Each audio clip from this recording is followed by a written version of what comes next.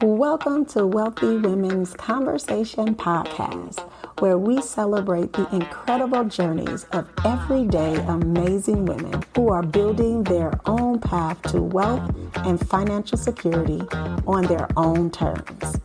I am your host, Treshelle Williams, and I am so thrilled to have you join us today. Here on Wealthy Women Conversations Podcast, we are all about breaking the mold and rewriting the rules when it comes to creating wealth. Are you an amazing woman that's 40 years old or older who's looking to build financial freedom?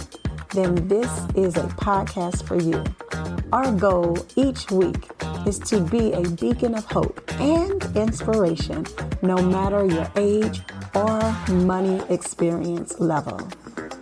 On this podcast, you will hear from amazing women who have overcome obstacles, defied societal expectations, and created their own version of wealth, success, strength, and resilience. Now, get ready for a heartwarming, relatable, fun, and empowering conversation that will leave you feeling motivated to take action. Together, we'll shatter limitations, challenge conventional thinking, and redefine what it means to be a wealthy woman in today's world. So, let's tune in to today's conversation.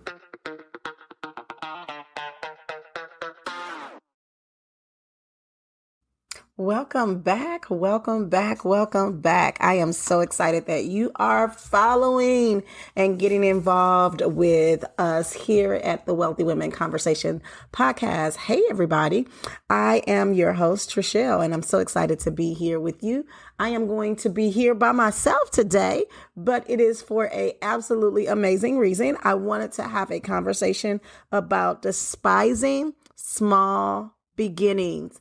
And this is a conversation that I have with myself very often. And it is one of those things that I have to come back to myself often about. I have to come to myself to make sure that I am not diminishing the massive steps that I am making with the small steps, right? And so if you have followed me at any capacity, you know that I talk about this often. If you are new to me, hey girl, hey, you doing? How you doing? But I wanted to just quickly go over some insights and some things for you to consider. And also talk about why sometimes people end up missing out on reaching the goals. And most of it is because they have some money story in their thought process that is telling them in order for them to be successful in their money walk, they have to have done it this way or it needs to be that way. And so it hinders them. It becomes a block for them getting started. And so for those of you who are over the age of 40 and you have lived life and you're living life, we are still living life, right? If you're on this side of heaven, we still live in life. What typically can happen for us is that we have been so consumed with what life has produced for us and around us that many times we don't pause long enough to really consider all the things that we still desire to accomplish. And I know that starting my wealth process didn't really start until after I was 40. That didn't start. Wasn't that I wasn't looking to create a wealthy space, because I did. At a young, probably around 26 or 27, I got into the real estate space. And when I got into the real estate space, I didn't know what the hell I was doing. But I was doing it. I was like, I'm going to do it.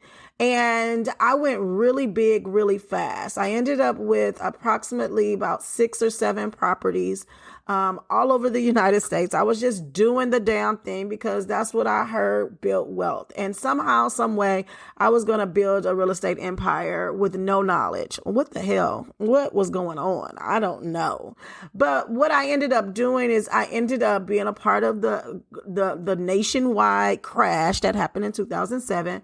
And I end up being able to sell a couple of the properties, but all the other ones were in foreclosures. I had tenants in them that could not pay because of all the things that was going on. I didn't have a massive reserve. I had a reserve that was probably a little over $100,000, but if you're paying mortgages on all of those properties plus your own, you're not making wise choices. Most of them, I was using my reserves to pay mortgages that people weren't able to pay their rent for. And it was just a real crapshoot. It was really, really bad.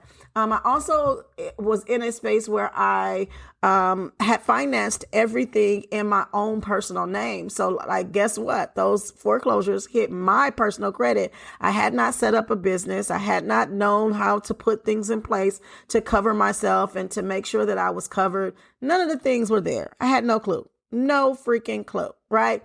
And so, after that and all of those things go down, it now takes years for you to build again. And I had to build one small step at a time. And y'all, I'm gonna have to tell the truth. Can I be real honest with you? Can I tell you the whole truth? Nothing but the truth. So help me God. Like, to tell the whole truth, I was pissed about it. I was upset about it. I was like, why didn't nobody tell me? How could I not know? I just wanted more insight, wanted more information. And there was really no one really to tell me what that looked like. I was buying property before my mom bought her first home.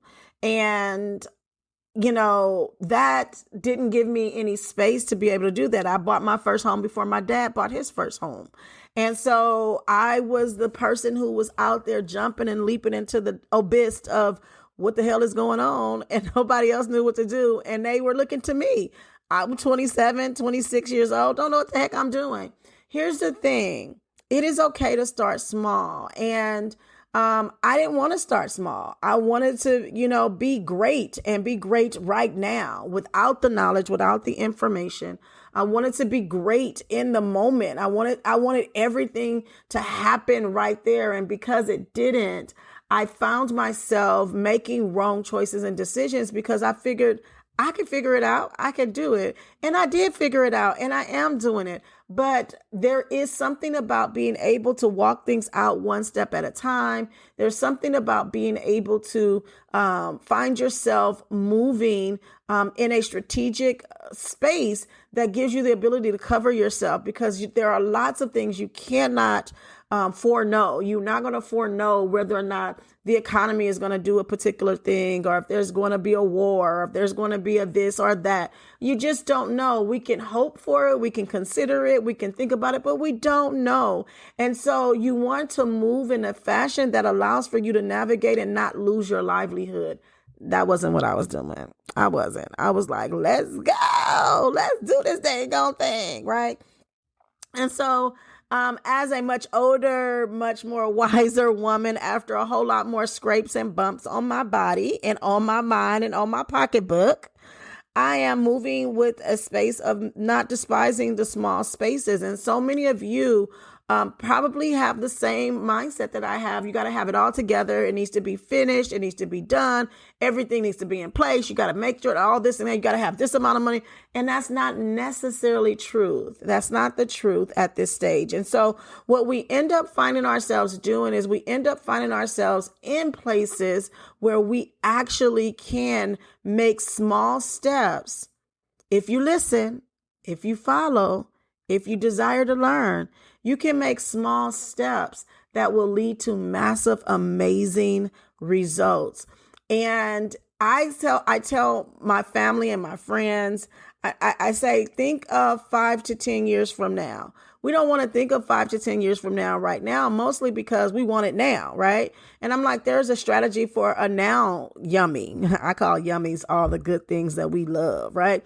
There are strategies for the yummies for now, but then building wealth is a space where you build over time. And if you think about it, if you have 20 years to build a thing, you have time. You can do it, and you can make small steps to get where you need to go. Now, for those of you who want to leap, I am a leaper too. Listen, don't get it twisted. I leap, honey. I leap, I jump, I fly if I can. If I had the wings, I would. But I'm also much more wise about how I navigate that space, even in my leaping space, because I recognize that there are different things you just cannot You cannot know. You won't know, right? And so today, the reason why I'm extremely thankful for the small steps and moving into the small places, one step at a time, is that it allows me to grow. It allows me to find the new me. It allows me to find the things that are going to work for me that I think I might want to get in, but it might not. And it's a whole different thing. If you say, "Oh, I'm about to go buy a whole house because I'm about to, be Airbnb in it," right? You all ready for it. And then you go buy a whole house to Airbnb, and then you don't even really want an Airbnb. And now you got a whole property that you have to now take care of and do all the things. And so I'm not saying not do it. I'm saying understand that small steps lead you to make better choices. And once you start to grow yourself and once you start to understand, you will lose less. That's the goal. Can we lose less? Can we hit the wall less often? Can we not lose as much money as often? Because we are making wiser choices, right? And so I want you all to understand that for those of you who are saying, I want to get involved and I want to try and I want to do and I want to build wealth and I want this thing, it's possible to do that. Here's the thing. You want to start learning. The biggest step that you can make is start learning. And one of the things that I say all the time is join the academy. If you join the academy, you have a whole year to walk through things. You're having access to deals that you can do with other people. You have the ability to learn the insight, to get a well-rounded space of creating your own strategy for wealth. That's important. One step at a time, one place at a time. It's possible. I started at 43, started to question it. I started to actually invest at about 45. I'm 48 now. So I've been in the game for a little bit now. I've made some massive gains. But y'all, let me tell you, I have hit the wall too and have made some massive $90,000, $100,000 jacked up decisions overnight, right? So it is no joke where you can get it, but you can also lose it if you don't know what you're doing. So don't despise the small steps. Let's have a conversation. Click on the links, join the academy. Let's have a conversation. Join the Facebook group if you're not ready yet and you just want to just check in a little bit more and you want a little bit more access. Come on to the Facebook group. It's the same as our podcast, Wealthy Women Conversations. And I would love to chat with you. I would love to engage with you. Look at the links below and let's get started. Have an amazing rest of your day, y'all. Thank you for joining us on this episode of the Wealthy Women Conversation Podcast. We hope you found inspiration and wisdom as we sat at the table to grow and learn with our amazing guest who has paved the way for her own financial freedom. Remember, you hold the power to create your own version of wealth, success, and fulfillment.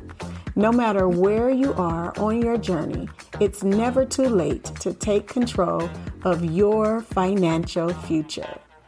Keep seeking knowledge, exploring opportunities, and embracing your unique strengths.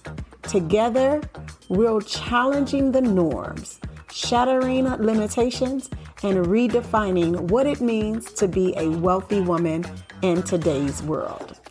Join us for future episodes as we share captivating stories, insightful advice, and practical strategies to support our wealthy journey together.